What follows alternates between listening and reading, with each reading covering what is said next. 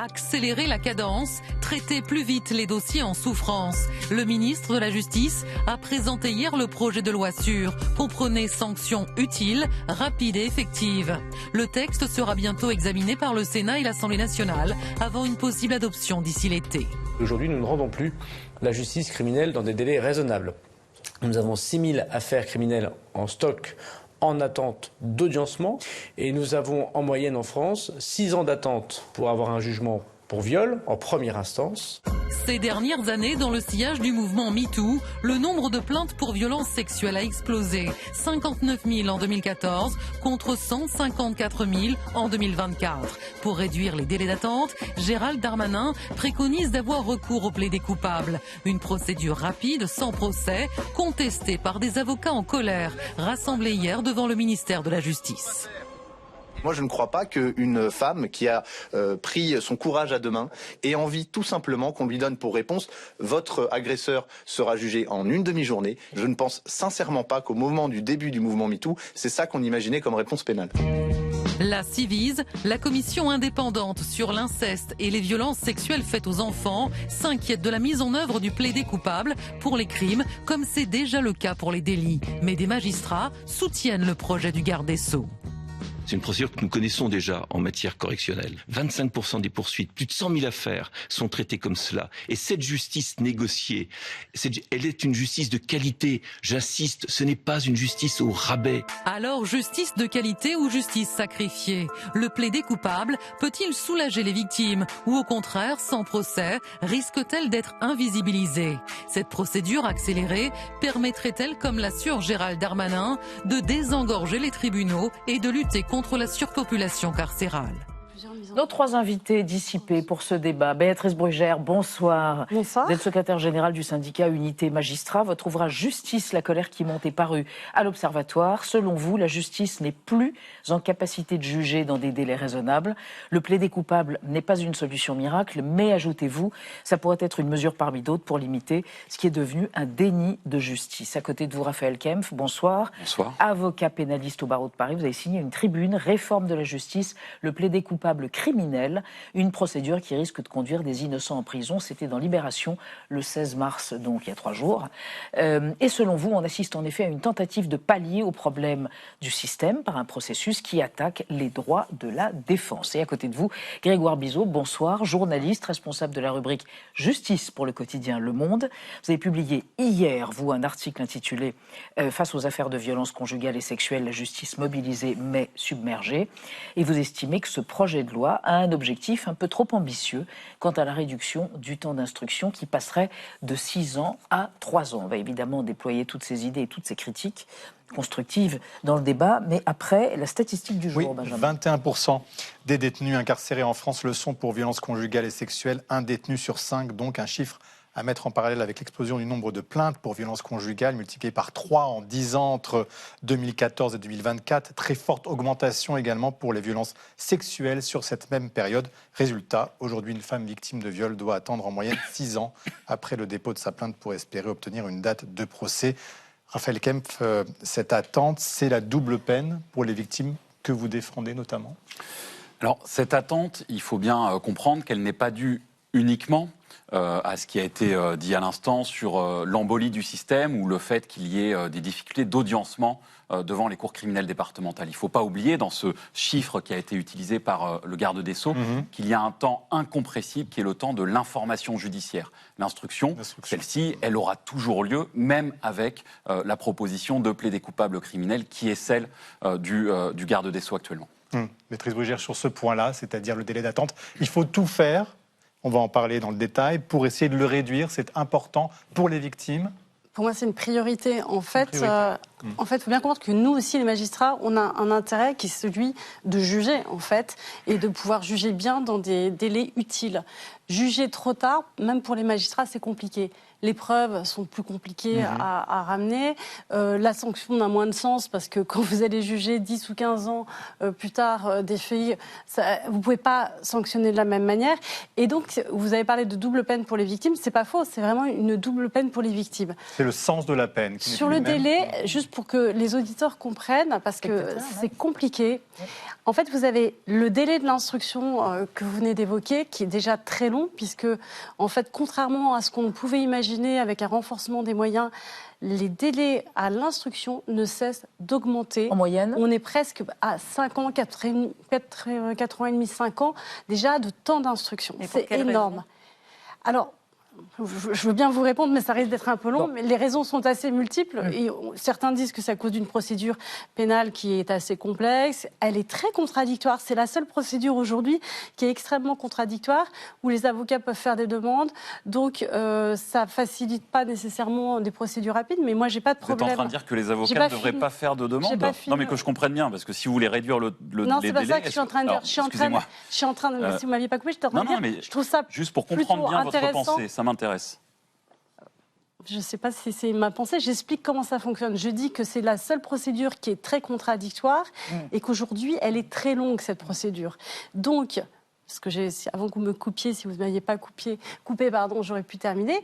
Moi, ça ne me dérange pas, je disais qu'elle soit contradictoire, surtout par rapport à celle du parquet. Simplement, c'est déjà un délai très long.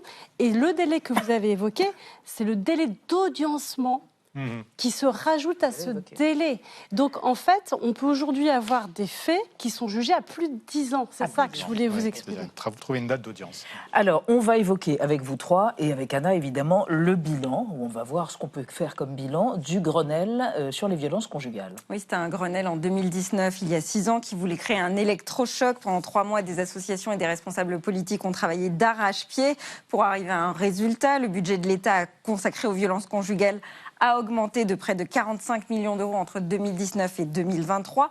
Plusieurs mesures ont également été mises en œuvre rapidement. Le téléphone grave danger, qui permet aux femmes d'alerter la police 24 heures sur 24 et de déclencher une intervention rapide et prioritaire. Aujourd'hui, 5600 de ces téléphones ont été distribués à des femmes.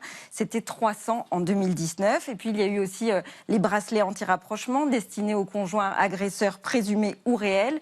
Ils permettent de délimiter un périmètre de protection autour de la femme. S'ils le franchissent, les forces de sécurité interpellent immédiatement l'auteur des faits. Et pourtant, malgré cela, aujourd'hui, plus de 272 000 victimes de violences conjugales ont été recensées par les forces de l'ordre. Ce sont les chiffres de 2024. C'est plus du double par rapport à 2016. Et le nombre de féminicides a lui aussi augmenté. Selon un rapport de la MIPROF, la mission interministérielle pour la protection des femmes, qui rappelle que, je cite, toutes les 7 heures en France, il y a une femme que son conjoint ou ex-conjoint tue, tente de tuer, conduit à se suicider ou à tenter de se suicider. Grégoire Bizot, on le voit, des avancées, il y en a eu, mais ça ne semble pas suffisant. Qu'est-ce qu'il faudrait faire de plus en matière de prévention et surtout en amont de la justice ? Oula. Vous n'avez pas 4 heures. Que peut-on faire de plus ? Non seulement j'ai pas 4 heures, mais je pense que ce qui est intéressant, c'est que y compris les avocats et les magistrats qui sont vraiment impliqués mobilisés, vous disent on ne comprend pas très bien ce qui se passe. On ne comprend pas. Alors, la vague, on la comprend, mais il y a un espèce de consensus pour dire ça fait 5 ans. Qu'est-ce que vous entendez par la vague ? C'est-à-dire l'explosion. Le fait que MeToo a libéré la parole, libéré les possibilités de porter plainte. Une confiance qui s'est un peu restaurée dans la parole, dans la capacité à parler. C'est ce qui explique cette augmentation. Ce qui explique énormément cette augmentation. Donc il y a une partie immergée qui apparaît, et donc ça c'était totalement anticipé. Ce qu'ils ne comprennent pas et ce qu'on ne comprend pas, il y a quelque chose qui résiste, et dans la société, dans nos comportements masculins, je pense que c'est ça dont il s'agit, et qui est d'autant plus inquiétant que ce qu'ils constatent, c'est qu'il n'y a aucun effet générationnel. C'est-à-dire que aujourd'hui, on constate des comportements violents, ultra-violents, chez les très jeunes, chez des couples, on est en couple de 5 mois, 6 mois, 1 an, on a 20 ans, et on retrouve des comportements d'une grande violence. Donc une imprégnation d'un masculinisme archi-toxique, agressif. Comme si ces 6 années, ce MeToo, ne rentrait pas en profondeur dans la société française, que quelque chose résistait. Donc je suis bien en peine de pouvoir vous répondre la moindre réponse pertinente. Donc il y a la décision judiciaire qui est très importante, Raphaël Kempf, et se pose la question du plaidé coupable pour réduire les délais d'attente. C'est le projet du garde des Sceaux, la loi sûre. En quoi ça consiste et pourquoi êtes-vous opposé à cette solution ? Là, on voit bien qu'on prend tous conscience de la violence du patriarcat, de la violence masculine. Et pour faire face à ce phénomène de société, il faut aussi la donner à voir. Et la donner à voir dans son jugement. Un procès qui peut durer parfois plusieurs jours est un moment au cours duquel des mots qui ont été écrits pendant des années dans un dossier d'instruction qui a été évoqué à l'instant par ma voisine, ces mots-là prennent vie. Ces mots-là accèdent à l'oralité au cours d'une audience qui dure plusieurs jours. C'est ce qui fait aussi la beauté, j'ai envie de dire, de l'institution. Plusieurs jours, voire plusieurs mois, on pense au procès Pellico. Exactement. Et au cours de ces audiences, des mots peuvent être dits, une manifestation de la vérité peut émerger, un homme qui ne reconnaissait pas des faits peut reconnaître ces faits. Donc, il y a aussi une dimension éducative, c'est-à-dire que des journalistes comme Grégoire Bizot et d'autres peuvent évidemment se rendre dans ces audiences, les rapporter, expliquer cette violence masculine aux yeux du public, et c'est ça que ce projet de loi pourra invisibiliser. Et donc, je trouve que c'est extrêmement grave à l'heure aujourd'hui. Sur l'invisibilisation. Oui, et puis sur la mécanique, vraiment, c'est quoi exactement ? Expliquez-nous concrètement comment ça se passe. Alors, je vais vous expliquer. Vous voyez, CRPC criminel, pas de procès Pellico. C'est intéressant parce que cette image, vous la mettez à l'antenne. Et pour les auditeurs qui nous regardent, ils se disent, on n'aura pas la pédagogie que vous venez d'évoquer sur un procès.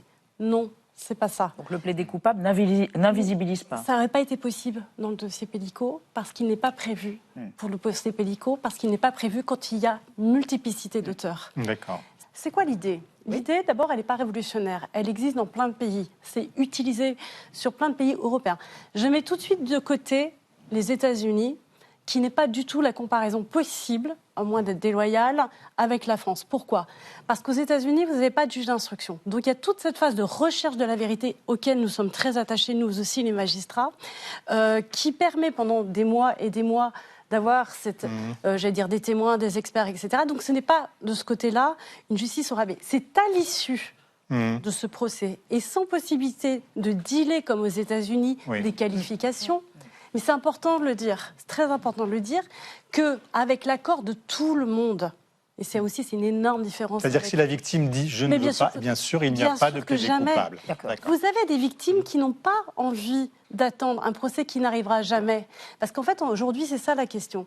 La question, je suis d'accord avec vous, tout le monde rêve. Moi, j'étais aux assises, j'ai commencé aux assises, je sais ce que c'est que les assises. C'est une justice que moi j'appelle de luxe dans le bon sens du terme. C'est-à-dire qu'en effet, tout le monde a le temps et ça devrait être tout le temps comme ça. Mais est-ce qu'il vaut mieux avoir une procédure où la personne reconnaît et on a une audience publique qui doit être validée par des magistrats, c'est pas du tout quelque chose qui se fait en catimini. On peut tous refuser, on peut ne pas accepter, il y a des avocats à tous les stades de la procédure, même jusqu'à la fin, ou ne jamais avoir de procès. Parce qu'en fait, c'est ça la vraie question. Donc, c'est très limité. Oui. Ça sera pour des faits simples. Et les victimes peuvent refuser. Avec l'accord de tout le monde, les victimes peuvent refuser. Voilà. Je suis obligée de remettre le cas. La question qu'on se pose, Grégoire Bizot, c'est que ça existe déjà pour les délits de droit commun, le plaidé coupable depuis une vingtaine d'années. Ça avait été très débattu à l'époque. Et puis en même temps, c'est vrai que certains se disent, c'est par défaut parce qu'il n'y a pas assez de moyens pour la justice. Où est le juste milieu entre ces deux options ? Faut pas se cacher derrière son petit doigt. Le plaidé coupable arrive parce que la justice ne parvient pas à traiter cet afflux. C'est une réponse à l'absence de moyens. De cette absence de moyens, face à cette absence de moyens, on peut avoir une position principielle de dire non, on ne dégrade pas la réponse judiciaire. Et donc, nous, on se bat pour plus de magistrats. Ce qui est le cas. Il y a plus de magistrats, plus de greffiers. Mais encore plus, parce que même avec le plus de magistrats, on n'y parvient pas, puisqu'on a à récupérer un retard historique de la justice française. Soit on prend acte de cette absence de moyens et on trouve des solutions pour tenter de réduire ce temps d'audiencement.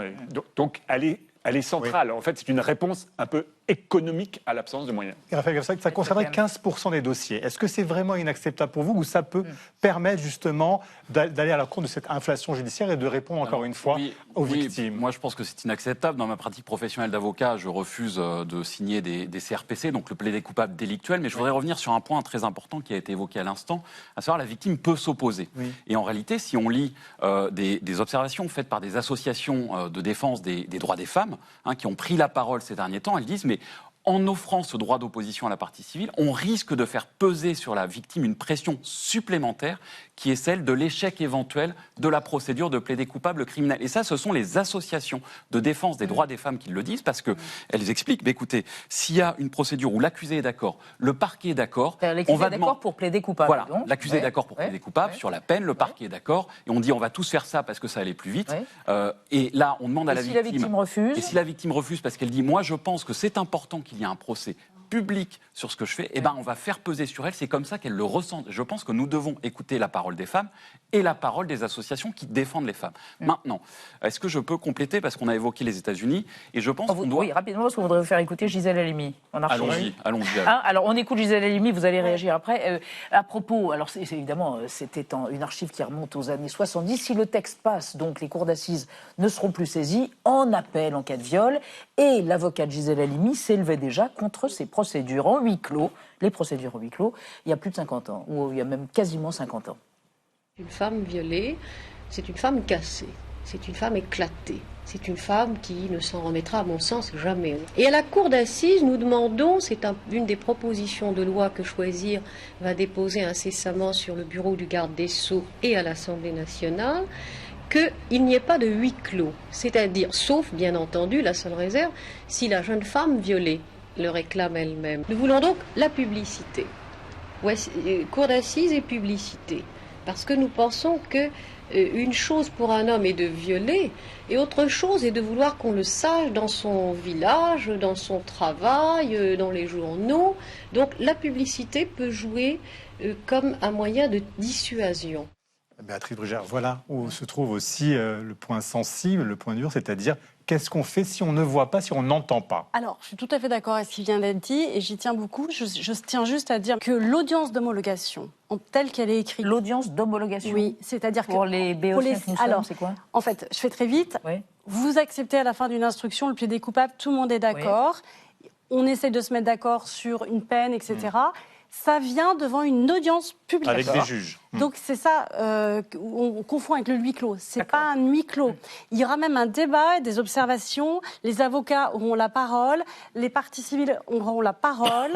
Et donc il y a une publicité, certes, qui est beaucoup plus limitée dans le temps, puisqu'on n'a pas toute la partie reconnaissance.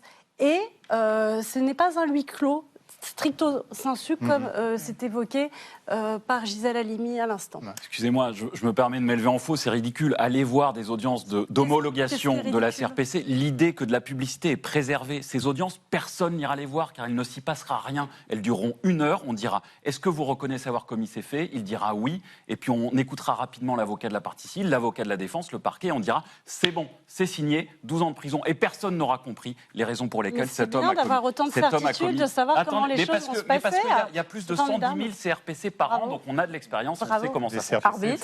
Non, je voudrais rajouter quelque chose d'important, même si je pense que ça concerne très peu de victimes. Oui.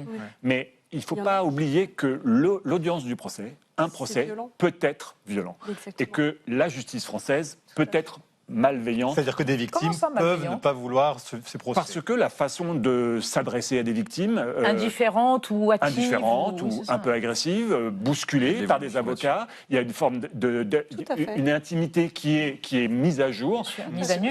Mise à jour et mise à nu. Et ce processus peut être un processus douloureux, pénible. D'ailleurs, la Cour européenne des droits de l'homme nous a condamnés à 3 reprises pour victimisation secondaire, c'est-à-dire que le processus même judiciaire a été violent pour les victimes. Évidemment, ce n'est pas toutes les victimes. Évidemment, le procès a une vertu pédagogique irremplaçable. Mais de réparation. De réparation, évidemment. Et évidemment, de catharsis, de pédagogie, c'est très important. Mais on rajoute, si je puis dire, une option à la victime. À elle de le saisir, de ne pas le saisir. Mais dans certains cas, on peut imaginer qu'elle a envie d'aller vite et que que sa phase de reconstruction ne passe pas forcément par un très long procès.